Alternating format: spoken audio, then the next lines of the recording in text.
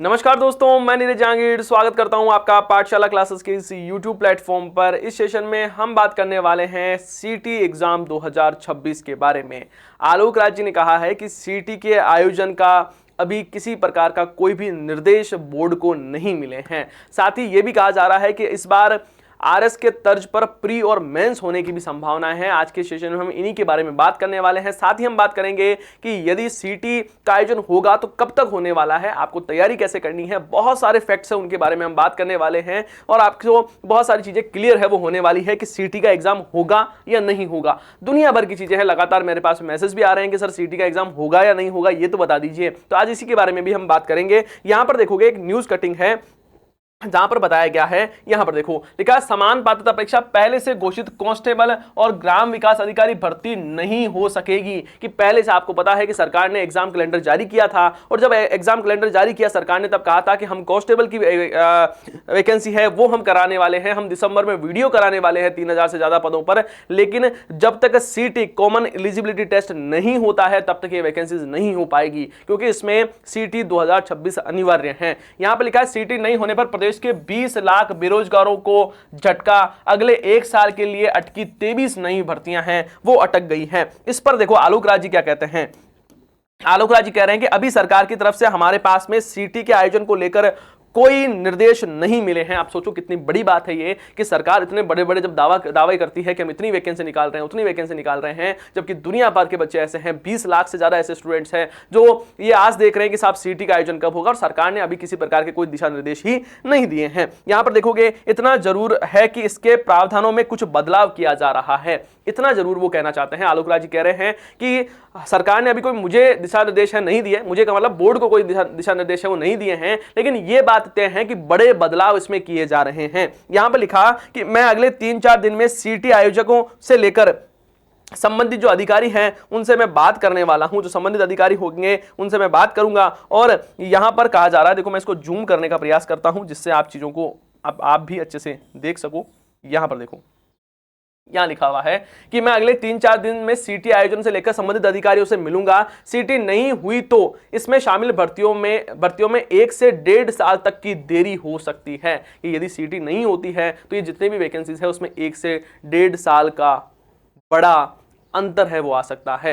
अब ये सभी बेरोजगार युवाओं के लिए बहुत बड़ी समस्या है कि जब सरकार है वो समय पर एग्जाम नहीं करवाए। बहुत सारे ऐसे स्टूडेंट हैं जो कि घर से बाहर रहकर तैयारी कर रहे हैं।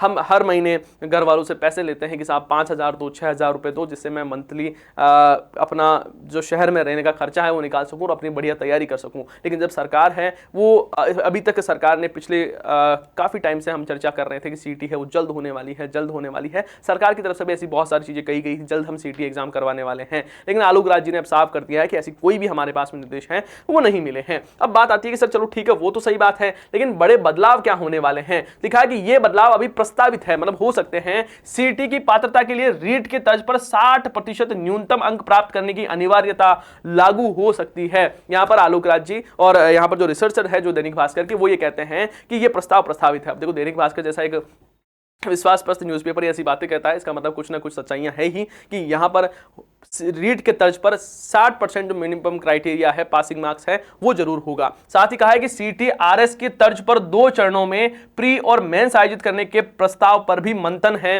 वो चल रहा है। सीटी प्रमाण पत्र की जो वैधता है उसे 1 साल से बढ़ाकर 3 साल किया गया है। यह प्रावधान नई सीटी में लागू होना है, मतलब ये तो लागू होगा ही होगा कि आपके जो सीटी है, यदि आपने एक बार कॉमन एलिजिबिलिटी टेस्ट पास कर लिया है तो 3 साल तक आपको प्रमाण पत्र मिल जाएगा। उसके साथ ही ये कहा जा रहा है कि यह प्रावधान भी शामिल होगा कि 60% आपको मिनिमम मार्क्स लाने होंगे, और सरकार इसको प्री और मेंस के तर्ज पर करवाने का भी प्रावधान है वो कर रही है। जिस प्रकार आरएस का एग्जाम होता है, पहले प्री देते हो, फिर मेंस देते हो, फिर इंटरव्यू देते हो, लेकिन यहां पर सीटी में कहा जा रहा है पहले प्री होगा फिर मेंस है वो होने वाला है। मतलब चीजें हैं उसमें बड़ा बदलाव हो सकता है। साथ ही यहां पर कहा जा रहा है कि सीटी नहीं होने पर सीटी स्नातक में प्लाटून कमांडर भर्ती, पटवारी जिलेदार भर्ती, जल संसाधन कनिष्ठ सहायक लेखाकार भर्ती, कनिष्ठ लेखा सेवा भर्ती, कनिष्ठ लेखाकार भर्ती, राज्य कृषि विपणन बोर्ड में आगे जो आपके कनिष्ठ लेखाकार है, वो सारे डिपार्टमेंट है, उसकी सब बड़ी समस्या आ जाएगी। पटवारी भर्ती है, उसमें दिक्कत आएगी। आपके ग्राम विकास अधिकारी सहित 11 भर्तियां शामिल हैं। ऐसे में सीनियर सेकेंडरी लेवल के वनपाल, छात्रावास अधीक्षक, लिपिक ग्रेड सेकंड, कनिष्ठ सहायक, जमादार ग्रेड, कांस्टेबल, कनिष्ठ सहायक सेकंड की ये जो 12 भर्तियां हैं उसमें भी बड़ा प्रभाव है वो पड़ेगा। कुल मिला के दिक्कत ये है साहब कि अब सरकार के अभी आगे है, सरकार की कोई ऐसी प्लानिंग हो सकता है कि भाई साहब नई जो मीटिंग वगैरह है, जो आलोक राज जी कह रहे हैं कि जल्द ही मैं 3-4 दिन सीटी के अफसर हैं उनसे मिलने वाला हूं, उसके बाद में हम ये हो सकता है कि मैं कुछ कहने वाली स्थिति में रहूं। लेकिन हाल फिलहाल मेरे पास में कोई भी ऐसी जानकारी नहीं है सीटी करवाने की, है ना। ऐसा कोई भी आयोजन का हमारा प्लान है वो नहीं है। हाँ, इन चीजों पर चीजें हैं वो की जा रही है। यहां पर कहा है कि प्रदेश में समान पात्रता परीक्षा नहीं हो पा रही, इस कारण सीटी में शामिल 23 भर्तियां शुरू नहीं हो पाएगी। इससे प्रदेश में 20 लाख से अधिक युवा परेशान और सीटी का इंतजार कर रहे हैं। जब तक सीटी नहीं होगी तब तक इनमें शामिल इन 23 भर्तियों की प्रक्रिया प्रारंभ नहीं हो सकती। यह भर्ती करीब 1 साल के लिए अटक गई है। अब इसमें ये सारा चीजें आपको समझी, आपको पता लगा कि ऐसी ऐसी बातें हैं। लेकिन अब हम बात करेंगे कि आपको क्या करना है। क्या आपको तैयारी छोड़ देनी है ना? यदि आप घर से बाहर रह रहे हो तो क्या आपको वापस गांव चले जाना है? इस पर भी हम बात करेंगे कि अब आपको क्या निर्णय लेना चाहिए, है ना। ये आपके पर्सपेक्टिव से ही मैं सारी चीजें हैं वो बताने वाला हूं कुल मिला के कि यहाँ पर क्या क्या चीजें हैं वो हम कर सकते हैं। देखो, 2 चीजें हो सकती है कि एक तो ये कि आप तैयारी छोड़ें क्योंकि आपको अभी ऐसा लग रहा है कि सीटी एग्जाम नहीं होगा, और गांव चले जाएं, घर पर चले जाएं। घर पर क्या करोगे, गांव में क्या करोगे, या आप लाइब्रेरी छोड़कर क्या करोगे, ये भी एक पॉइंट है। दूसरी बात यह है कि यह तय है कि सरकार सीटी करवानी सरकार को पड़ेगी ही। हो सकता है कि महीने, 2 महीने, 3 महीने का डिले हो जाए, क्योंकि सरकार, आपको पता है कि 27-28 में वापस चुनाव है वो होने वाले हैं। उससे पहले सरकार इतना बड़ा सरदर्द नहीं लेगी कि सरकार ने जो घोषणाएं की है, जो कैलेंडर जारी किया है, उसके जो एग्जाम है जो कि दिसंबर में होने वाले हैं, जो अक्टूबर में होने वाले हैं, वो सरकार करवाए नहीं। ये सरकार के लिए बड़ी सरदर्द हो जाएगी। सीटी सरकार करवाएगी, लेकिन सीटी में दिक्कत यह है कि सरकार सीटी है वो ऐसा नहीं करवाना चाहती हर साल सीटी करवाए। जब हर साल सीटी हो रही है और उतने ही बच्चे बैठ रहे हैं तब सीटी करवाने का कोई मतलब नहीं निकलता है। आप थोड़ा सा समझना चीज को कि सरकार सीटी करवाना क्यों चाहती है। सरकार चाहती है कि हम चीजों को छान लें। कैसे छान लें? कि जो बच्चे ऐसे हैं जो कि अच्छी तैयारी कर रहे हैं एग्जाम में, बस वही बच्चे बैठे। जब भी वीडियो का एग्जाम हो, पटवारी का एग्जाम हो, कांस्टेबल का एग्जाम हो, तो जो क्रीम बच्चे होते हैं उन्हीं का ही एग्जाम करवाया जाए, जिससे बोर्ड को एग्जाम करवाने में आसानी हो। सेंटर है वो बड़ी जगह ही सेंटर देने पड़े, ना कि छोटी स्कूलों में, प्राइवेट स्कूलों में सेंटर देने पड़े। तो इसके लिए सीटी करवाया जाता है कि एक बार हम सीटी करवाएंगे, 3 साल तक उसकी वैधता रहेगी। 3 साल में जो क्रीम बच्चे हैं वही इसमें अप्लाई है वो कर सकेंगे।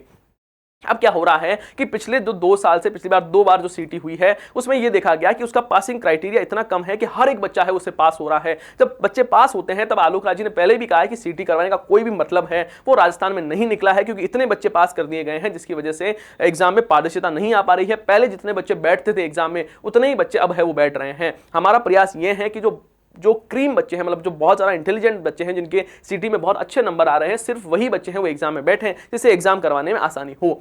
अब क्या है, सरकार नए सिरे से मंथन कर रही है। सरकार कह रही है कि इसका कोई तो इलाज निकालना पड़ेगा। इलाज क्या निकाला जाए कि साहब एक तो नेगेटिव मार्किंग रखी जाए। तो नेगेटिव मार्किंग है वो रखी नहीं जा सकती। क्यों नहीं रखी जा सकती? क्योंकि सर ये एक एलिजिबिलिटी टेस्ट है, क्वालिफाइंग टेस्ट है, और क्वालिफाइंग टेस्ट में कभी भी नेगेटिव मार्किंग है वो नहीं रहती है, तो नेगेटिव मार्किंग नहीं रहेगी। दूसरी बात है, इसका ये हो सकता है कि साहब जो पासिंग मार्क्स का क्राइटेरिया वो बढ़ा दिया जाए, तो ये पक्का बढ़ेगा, 60% होगा। दूसरी बात है, इसकी वैधता बढ़ा दी जाए, जिससे हर साल एग्जाम है वो ना देना पड़े। जो बच्चों ने एक बार एग्जाम दे दिया उसको वापस नहीं देना पड़ेगा। तो ये भी बात बिल्कुल सच है कि यहां पर इसका जो क्राइटेरिया है वो 3 साल तक हो सकता है कि भाई 3 साल तक होगा। दूसरी बात यहां पर सरकार अब ये भी कह रही है कि हम प्री और मेंस के तर्ज पर कराएंगे, जिससे और छटनी है वो होती जाएगी और बहुत कम बच्चे बचेंगे जो कि एग्जाम में क्वालिफाई करेंगे। मतलब कुल मिला के सरकार का काम है कि सरकार प्री में छानेगी, फिर मेंस में आएगी, फिर मेंस में छानेगी। तो जो बड़े बच्चे हैं, मतलब जो अच्छे क्वालिटी के जो स्टूडेंट्स हैं वही बचेंगे, जिससे सरकार और बोर्ड है उसको एग्जाम करवाने में आसानी होगी। और इसी के लिए सारी चीजें वो करवाई जा रही हैं। लेकिन मेरा बस इतना सा कहना है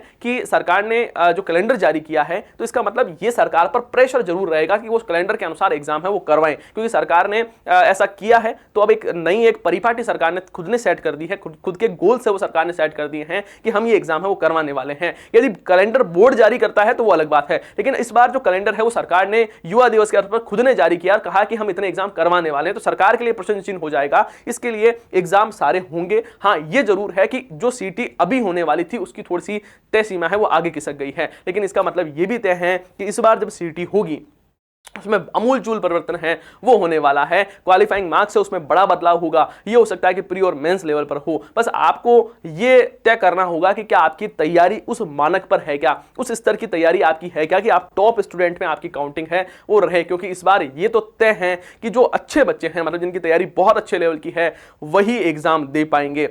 बिल्कुल आपके लिए भगवान ना करे ऐसा हो, लेकिन ध्यान रखना है इस चीज की सबसे ज्यादा संभावना है कि यदि आपने तैयारी ढंग से नहीं की तो आप ये जो एग्जाम देख रहे हो ना, ये 23 नहीं भर्तियां, उसमें से एक भी एग्जाम नहीं दे पाओगे। ये सच्चाई है। हो सकता है बहुत सारे टीचर्स लोग आपको कहेंगे कि साहब सीटी नहीं होगी, अब तैयारी करने का कोई मतलब नहीं है। हाँ, कोरोना के समय भी यही सारी चीजें थी। कोरोना में लोगों ने कहा था अब जीवन बर्बाद हो रहा है, पढ़ने करने की कोई मतलब नहीं है, कोई जरूरत नहीं है। और उस समय जिन्होंने तैयारी की थी, जिन्होंने पीछा नहीं छोड़ा था, लगातार तैयारी कर रहे थे, वो आज जिनका सरकारी नौकरी है वो उनके पास में है। तो आपको ध्यान रखना है। अभी आपको बहुत सारी चीजें हैं वो देखने को मिलेगी, बहुत सारे लोग बहुत सारी बातें करेंगे। आपको बस इतना सा तय करना होगा कि मुझे एक अच्छी जो क्रीम बच्चे हैं, जो बहुत ज़्यादा इंटेलिजेंट की जो श्रेणी है उसमें मुझे आना पड़ेगा, तभी आप ये 23 एग्जाम दे पाओगे। जब नए सीटी के नियम लागू होंगे तब ध्यान रखना है आपके जो निम्न स्तर की तैयारी वाले जो स्टूडेंट है वो बिल्कुल 1 सेकंड में बाहर हैं, वो हो जाएंगे। तो आपको ये तय करना होगा कि सीटी का सिलेबस बहुत बड़ा है। आपको पता है कि सीटी का जो जितनी भी सीटी के स्तर की जो एग्जाम है उन सबसे ज़्यादा लेंथी सिलेबस है।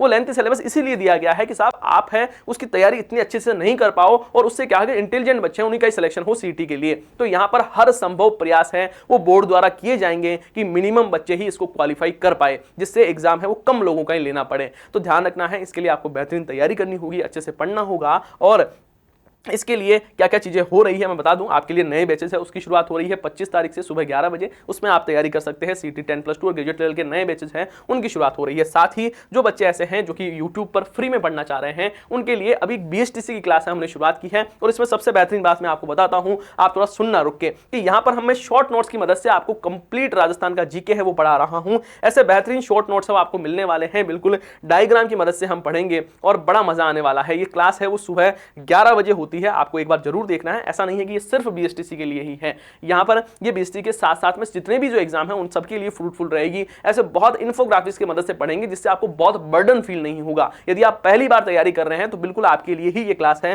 जिसमें हम इतने शानदार इन्फोग्राफिक्स की मदद से सारी चीजों को पढ़ने वाले हैं और यहां पर बिल्कुल इन डेप्थ में हर एक टॉपिक को पढ़ेंगे, आपको बड़ा मजा आएगा। तो ये क्लास सुबह 11 बजे होती है। ये क्लास आपको जरूर देखनी है, ये आपकी तैयारी को मजबूत करने वाली है। आप सभी का बहुत बहुत धन्यवाद। ये जानकारी कैसी लगी है मुझे जरूर बताना है। यदि किसी प्रकार कुछ डाउट हो, कोई चीज पूछनी हो आपको, तो बिल्कुल आप कमेंट बॉक्स में पूछ सकते हो। आप सभी का बहुत बहुत धन्यवाद। हम मिलते हैं नेक्स्ट सेशन में। जय हिंद, जय भारत।